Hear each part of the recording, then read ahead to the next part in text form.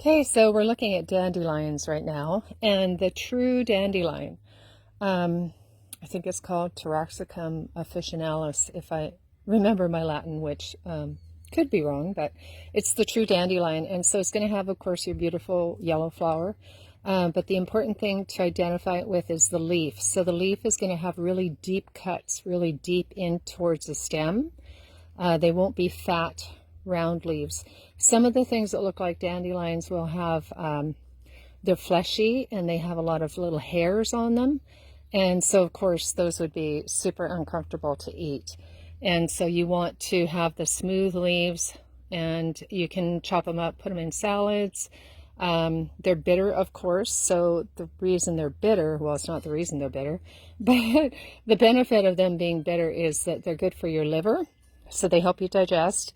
Good for your liver, good for your blood. And the dandelion root, if you can get one that's in a soft soil and get the actual root out, the dandelion root tea is so beneficial for your whole immune system and for your liver, your blood. I actually do drink dandelion root tea at least 4 times a week.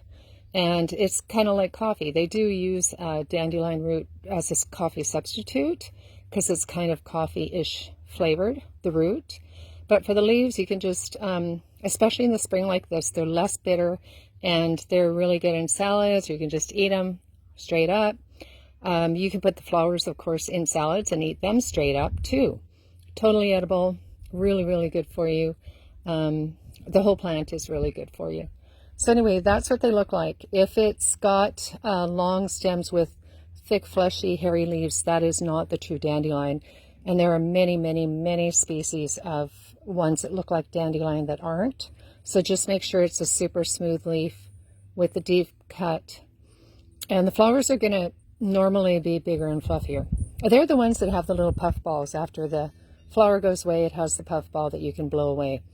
The other species, they just get kind of like a little head, kind of like this, with a little bit of puff around them after it flowers. So that's another way to tell. But by the time they've turned into a tough ball, a puff ball that you can blow, really the only thing that's good is the root at that point. But in the spring, the leaves and the flowers are fantastic.